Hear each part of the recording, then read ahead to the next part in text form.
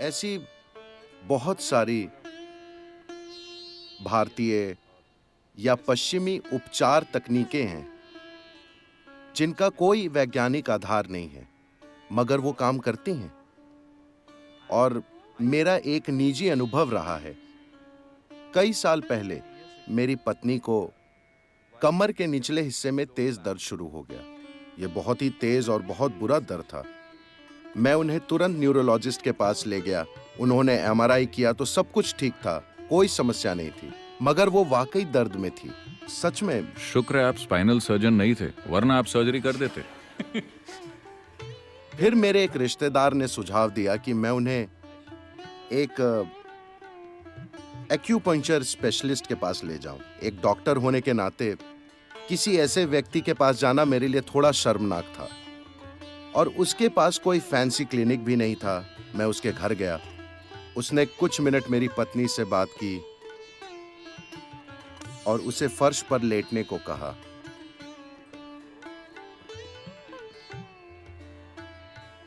सदगुरु वो लगभग 10 मिनट तक एड़ी से कमर के निचले हिस्से पर दबाव देता रहा।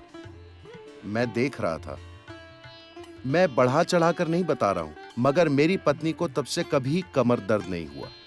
मैं आपको ऐसे हजारों लोग दिखा सकता हूं, सुइयों के बिना भी, बस यूं ही।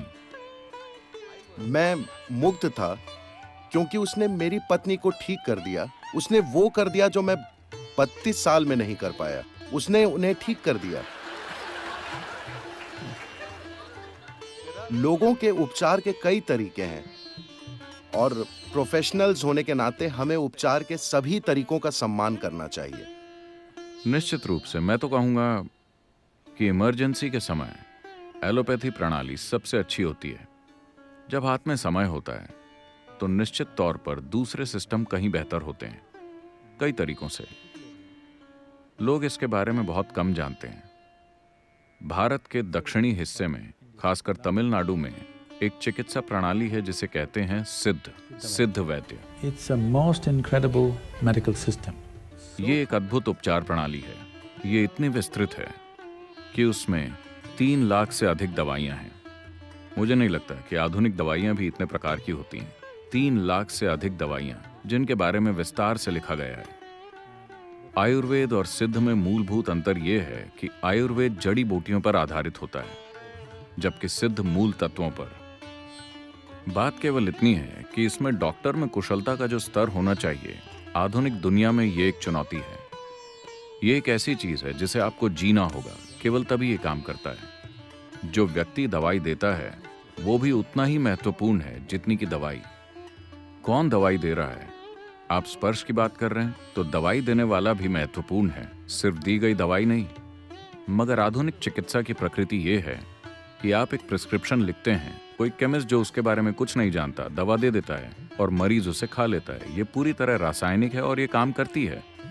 मगर जब कोई पुरानी बीमारी हो, अगर इन्फेक्शन हो, तो रासायनिक बमबारी से उसे मारना ही सही तरीका है।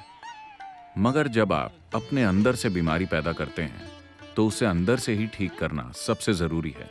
अगर इमरजेंसी हो तो आपको अधिक आक्रामक तरीके से निपटना पड़ता है, वो अलग बात है।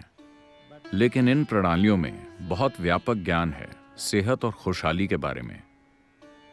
मगर समस्या ये है कि इसमें जीवन भर की लगन और जुड़ाव की जरूरत पड़ती है इस तरह की प्रणाली में पारंगत होने के लिए। इसे आप किसी पेशे की तरह सीख कर नहीं कर सकते। इसे हमेशा एक पवित्र काम की तरह देखा जाता था कि मैं चाहता हूं कि हर कोई इस पर विचार करे, और मुझे यकीन है कि आप भी अपने अंदर कई बार इसका सामना करते होंगे। ये बस किसी प्रिस्क्रिप्शन का, किसी सर्जरी का या किसी और चीज का सवाल नहीं है। ये एक इंसान के जीवन का सवाल है कि वो जिंदा रहेगा या मर जाएगा। मेरा मतलब आपका अस्तित्व। It's not a... ये कोई केस या आंकड़ा नहीं है। उस व्यक्ति के लिए ये उसका इकलौता जीवन है। इसे सिर्फ पेशे की तरह देखा जाने के बजाय कहीं ज्यादा गहराई से देखने की जरूरत है। उसी तरह की लगन और जुड़ाव कुछ व्यक्तिगत डॉक्टरों में ये देखने को मिल सकता है, मगर अब भी ये एक संस्कृति की तरह मौजूद नहीं है। उसे एक पेशे की तरह नहीं देखा जाना चाहिए। मैं बस यही कह रहा हूँ। हाँ, आर्थिक जरूरत अपनी जगह है, वो तो हो ही जाएगा, वो एक अलग चीज है। सबसे पहले इसे एक तरह की प्रतिबद्धता और एक तरह के सौभाग्य की तरह देखा जाना चाहिए कि आप किसी के जीवन को खत्म कर सकते हैं या लंबा कर सकते हैं। ये कोई छोटा सौभाग्य नहीं है।